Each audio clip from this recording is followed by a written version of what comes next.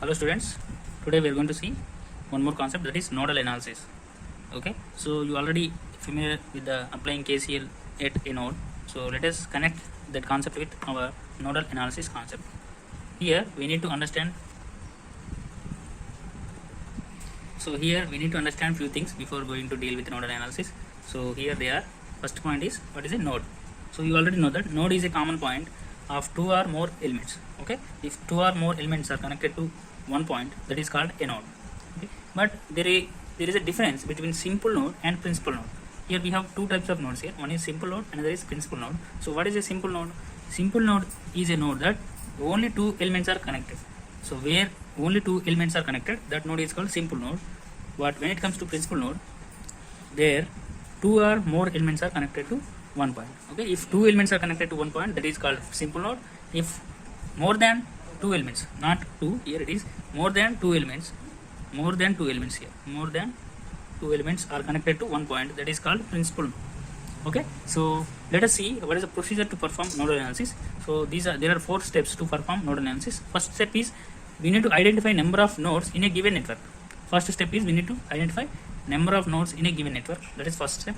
Second step is, assign the voltage at each node, and one node is taken as reference. So we have to assign the voltages at each node. We have counted in the first point, and we have to assign them voltages, and we have to take one node as reference, VR.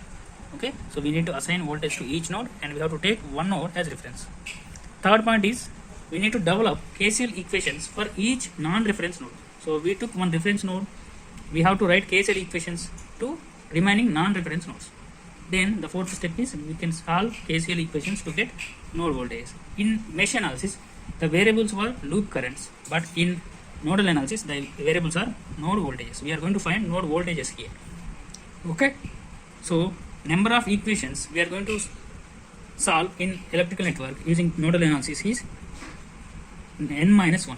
Okay, so we are going to get n-1 equations while doing nodal analysis. So what is n here? N is number of principal nodes actually. So n is number of principal nodes.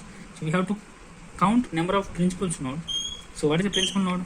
A node connected to more than two elements is called a principal node. Okay, we have to calculate the principal node, and we have to subtract 1 from the number of principal nodes. Then we can find number of equations for a nodal analysis. So this is about procedure for a nodal analysis. Now let us take one example so that you can understand it clearly. Okay, so here is our example network. So first step in nodal analysis is, we need to count number of nodes here. So let us calculate number of nodes here. So what is a principal node? We need to find principal nodes. So principal node is a node where more than two elements are connected. So here let us see, this is a node. Here 3 elements, 1 ohm, 2 ohm and 1 ohm. So these 3 elements are connected to this point. This is a principal node. Similarly, this is another node where 3 elements are connected. So this is our second principal node. So number of principal nodes are 2. So we are going to get one equation. So number of equations we are going to get is 2 minus 1, because it is n-1. Okay, so this is n, right? So we are going to get one equation. Okay, so second point is, this is our first point. Second point is, we are going to give the voltage to each node. So let us assume this as Vx. This is for first node's voltage, and this is our second node voltage. Okay, we have two nodes, and I have assigned two voltages, Vx and Vy. Now we have to take one node as reference. Okay, so this is our first node, this is our second node. I am going to take, actually, so the bottom node will be treated as reference node, and the voltage at reference node is always treated as 0 volts. That means our node voltage Vy is 0 volts. That's why it is called ground. Okay, this is also called ground. Reference node voltage is taken as 0. So we have given the nodes, we have assigned the voltage to the nodes, and we have took one node as reference, that is Vy is equal to 0 volts.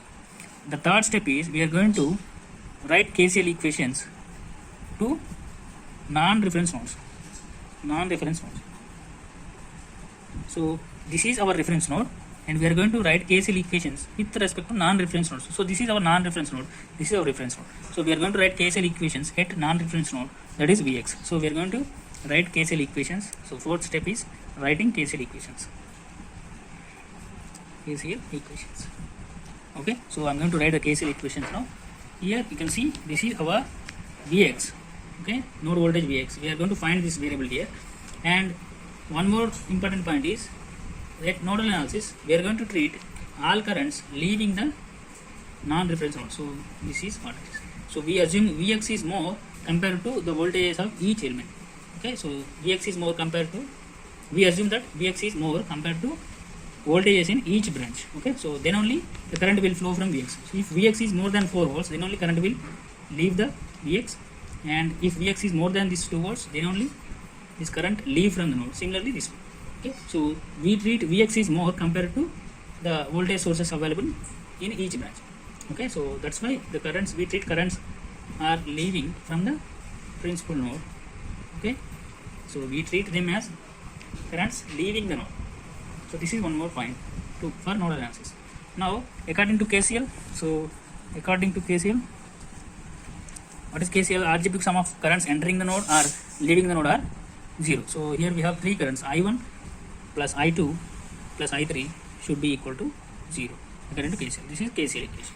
Now we have to write expression for I1, I2, I3. Okay, so what is I1 here? I1 is current leaving from Vx to reference node.